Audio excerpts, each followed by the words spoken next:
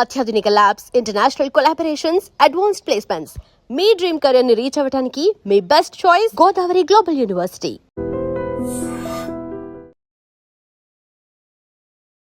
Welcome to I dream media. సమాజంలో ఉన్న celebrities, ముఖ్యంగా రాజకీయ సినీ రంగానికి చెందిన వారికి సంబంధించి వారు ఏం మాట్లాడినా ఏం చేసినా ప్రజల్లో ఏదో ఒక ప్రశ్న మిగిలిపోతూనే ఉంటుంది. దాన్ని ఎలా అడగాలి, ఎలా సంధించాలి, ఇలాంటి ప్రశ్నలు కూడా సామాన్యులకి వస్తూనే ఉంటాయి. ఈరోజు ఈ ప్రత్యేకమైన కార్యక్రమంలో ప్రముఖ సెలబ్రిటీ అనే చెప్పొచ్చు నేను, జ్యోతిష్యులు వేణుస్వామి గారు ఉన్నారు. నమస్తే వేణుస్వామి గారు. నమస్తే తల్లి. ఓం నమో వెంకటేశాయ. వెంకటాద్రి సంస్థానం బ్రహ్మాండే నాస్తికించిన వెంకటేశ సమోదేవో నా భూతో నా భవిష్యతి. చాలా సంతోషం. ఎప్పటి నుంచో నా కెరీర్లో ఒక్కసారి మీతో మాట్లాడాలి, మీతో ఇంటర్వ్యూ చేయాలని ఒక కోరిక ఉండిపోయిందండి.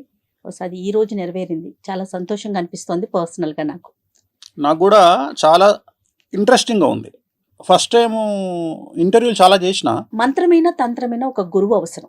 అలాంటి తంత్ర మంత్రాల్ని మీరు ఏ గురువు దగ్గర అభ్యసించారు, ఎంతకాలం అభ్యసించారు? ముఖ్యంగా నాది ఉమ్మడి మెదక్ జిల్లా, ప్రస్తుతం సిద్దిపేట జిల్లా అయినటువంటి వేలూరు నాచారం, దాన్నే నాచారం గుట్ట అంటారు. తెలంగాణలో రెండవ అతిపెద్ద నరసింహస్వామి దేవాలయమైనటువంటిది మా దేవాలయం. అయితే మా దేవాలయం ప్రత్యేకత ఏమిటి అంటే, మా దేవాలయంలో క్షుద్ర పూజల నివారణ అనేటువంటిది చాలా ప్రముఖమైనటువంటిది. జనరల్గా ప్రయోగం జరుగుతుంది ఎవరి మీదనైనా, అది చేతబడి, బాణామతి, లేకపోతే ఇంకొక సత్క, చాలా రకాలు ఉంటాయి ప్రయోగాలలో. వాటిని తీర్చివేయడం అనేటువంటిది, అంటే తీసివేయడం అనేటువంటిది మా దేవాలయం యొక్క ప్రాముఖ్యత.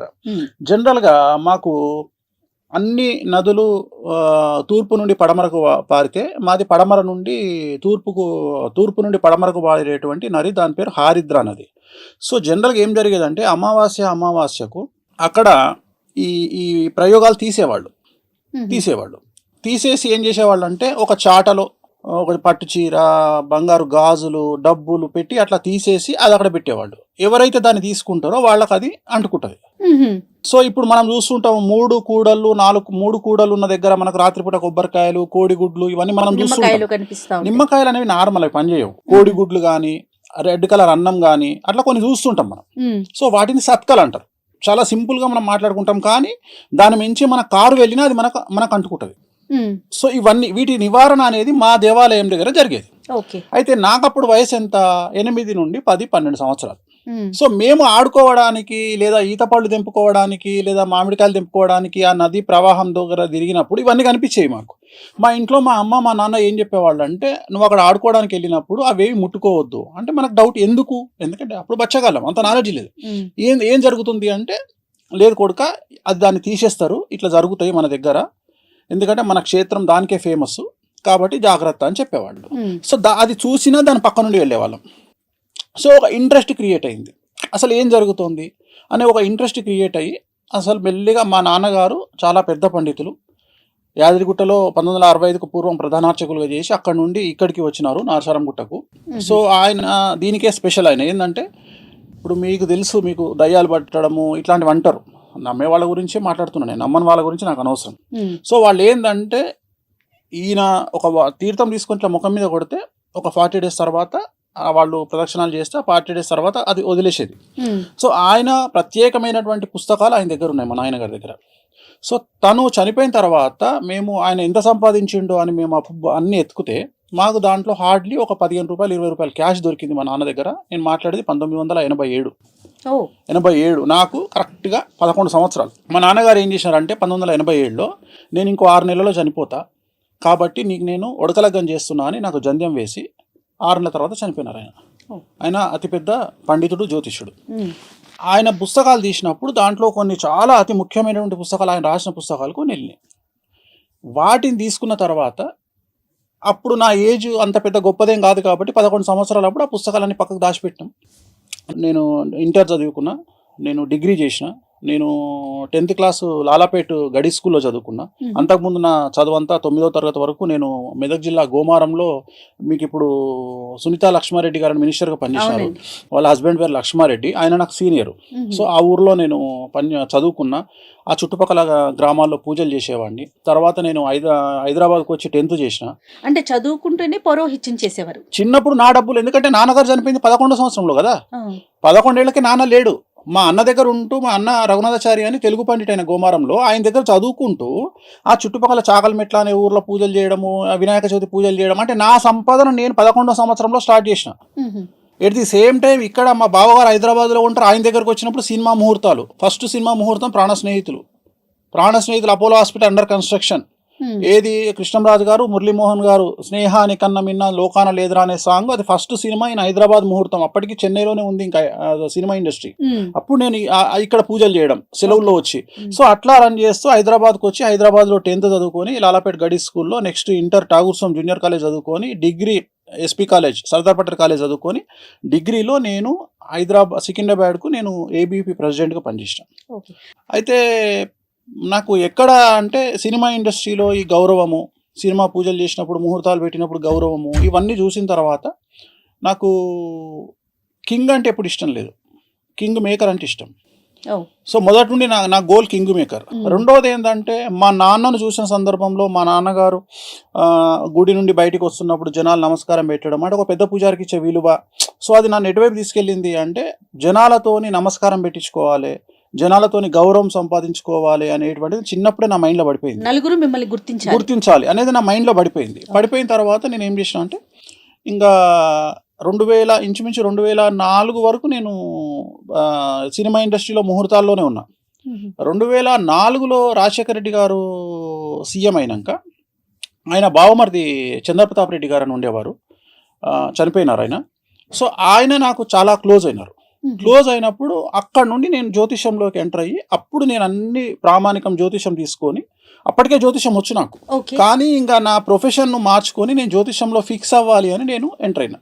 అంటే ఇక నేను అప్పుడు ఎన్నుకున్నా 2004లో నేను ఫిక్స్ అయిన ఏంటంటే, జ్యోతిష్యం అనేది ఇంకా నేను ఫైనల్, నేను ఇదే నేర్చుకుంటాను. అంటే జ్యోతిష్యం అనే సబ్జెక్ట్ ని డెప్త్ గా వెళ్ళి దాంట్లో నేను ఆలోచన చేసింది ఏంటంటే, జ్యోతిష్యం అందరు చెప్తారు. సో ఆ టైంలో కొంతమంది మీద మనం ఇన్స్పిరేషన్ అవుతాం. ఉదాహరణ, నేను పరిటాల గారి ఇంట్లో పూజ చేసేవాడిని, నేను చిన్నప్పుడే పూజ చేసేవాడిని. ఆయనను చూసినప్పుడు ఒక 100 మంది గన్మెన్లు, 100 మంది సెక్యూరిటీ, సునీతమ్మ వాళ్ళందరికీ వండి పెట్టడం, అంటే చాలా ఫ్యామిలీస్ చాలా దగ్గర నుండి, ఎందుకంటే చాలా చాలా దగ్గర నుండి చూసినటువంటి నాది సబ్జెక్ట్. ఎందుకంటే సినిమా ఇండస్ట్రీలో ఇప్పుడున్నంత జనాలు అప్పుడు లేరు, ఇంత క్రౌడ్ లేదు. ఉదాహరణ, నేను పద్మలయ స్టూడియోలో నా ఇల్లే స్వర్గం అని సినిమా షూటింగ్ అవుతుంటే, దివ్యభారతి నేను కలిసి నా 2 వీలర్ మీద తిరిగేది రోడ్డు మీద. అంటే ఆమె టీ తాగడానికి బయటకు వచ్చేది, అంటే అసలు ఇంత లేదు క్రౌడ్. సో అట్లా మెల్లిగా మనకి ఏమర్థమైందంటే, ఈ సబ్జెక్టును మనం ఎట్లా బయటికి తీసుకురావాలి అంటే, సెలబ్రిటీస్ మనతో తిరుగుతున్నారు. సో ఒక సమాజంలో ఒక సెలబ్రిటీకి వచ్చే కష్టాలు ఏంటివి అంటే, నాది నార్మల్ కాదు. నేను అనేది ఏంటంటే, చాలామంది డబ్బు లేకపోవడం కష్టాలు అనుకుంటారు, కానీ డబ్బు ఉండడం కష్టం. దాన్ని అంచనా వేయాలి అంటే దాంట్లోకి వెళ్ళి మనం పరకాయ ప్రవేశం చేసి చూడాలి. అందరు ఏం చూస్తున్నారు అంటే, సమాజాన్ని గొప్పతనంగా చూస్తున్నారు. నేను గొప్పతనంగా చూడట్లా, ఆ వ్యక్తికి ఉండే కష్టాన్ని చూస్తున్నా.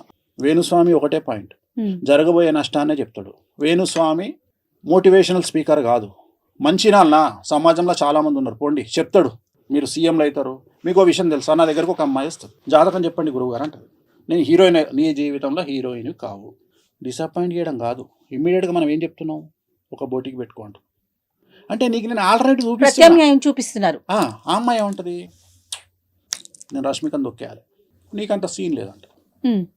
ఇట్లనే మన ఇద్దరం ఎట్లయితే ఇంటర్వ్యూ చేస్తున్నామో, అట్లనే ఒక ఇంటర్వ్యూ చేసినప్పుడు ఒక అతను, పేర్లొద్దు, అతను వచ్చిండు నా దగ్గరికి. వచ్చినప్పుడు ఇట్లనే నేను కార్లో పోతుంటా అంటే, నా కారు ఎక్కువ అన్నాడు, ఎక్కడ డ్రాప్ చేయాలి, నా కారు ఉంది ఆల్రెడీ, డ్రాప్ చేయాలి. 70 లక్షల కారు ఎక్కుదాం పా అన్నాడు. డేట్ ఆఫ్ బర్త్ చెప్పు అన్నా. వెంబడే సంవత్సరం తర్వాత, నీ బండి ఉండదు, నీ బండిలో పెట్రోల్ ఉండదు పో అన్న. వెంకటేశ్వర స్వామి మీద ఒట్టు, అబద్ధం కాదు. ఇదే మాట మాట్లాడినా. నా సంఘాన్ని తెలియదు, 10 కోట్లు పెట్టి ఇల్లు కడతా అన్నా అన్నాడు. కట్టు. నేను ఒకటే చెప్తాను, నీ జాతకంలో నీకు ఈ కారు ఉండదు, నీ తన పెట్రోల్కు పైసలు ఉండవు, కథ నువ్వు బిస్కెటే నీ లైఫ్ పో అని చెప్పిన.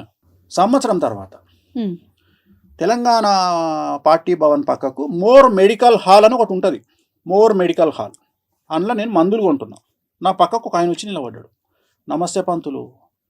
నమస్తే, ఎవరు? పలానా రోజు ఆడ కలిసినాం మనం. అవును. ఏం సంగతి, ఎట్లును?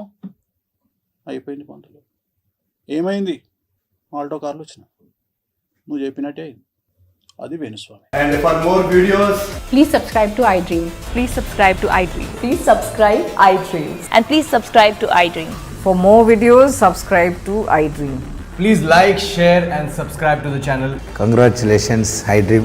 Subscribe to iDream. Subscribe to iDream. So subscribe to iDream Media. iDream team అందరికి huge congratulations. Please subscribe iDream Media. Please subscribe to iDream. Subscribe iDream. Please subscribe to iDream. iDream అంటే నా కళల ఛానల్ సబ్స్క్రైబ్ చేసుకున్న నోరు తిరుగుతలేదు. మీరైతే గంట గుర్తు కొట్టండి. For more such videos, please subscribe to iDream. Subscribe to iDream. Please subscribe to iDream. Please subscribe iDream Media. Please do subscribe to iDream. Please subscribe to iDream Media. For best entertainment and information, please subscribe iDream. And don't forget to subscribe to iDream.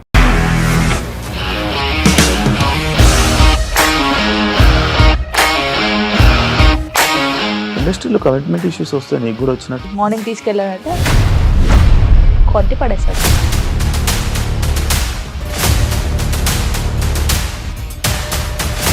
ఒక్కళ్ళు కూడా చూడలేదు ఈ cinema అని చెప్పడానికి కూడా చాలా ధైర్యం కావాలి. అది నిజం కదా, దాంట్లో ధైర్యం ఏంటి? ఇది నెక్స్ట్ డే ప్లేట్ మార్చేస్తే తప్పు కదా. As of now, we are comfortable this అని నేను అనుకుంటున్నాను. రష్మిక గారిది మీది ఒకే ఊరు అంట కదా. నీకు కోపం వచ్చిందంటే బాగా తిట్టేత్తరా? తిట్టేద్దామండి. నిజంగా గేమ్ ని ఎలా చేంజ్ చేయగలిగారు? APSFC వాళ్ళకి 6 నెలల్లో నేను 6 లక్షలు కట్టా. బిజినెస్ చేయాలనుకుంటే it is as difficult as riding a tiger.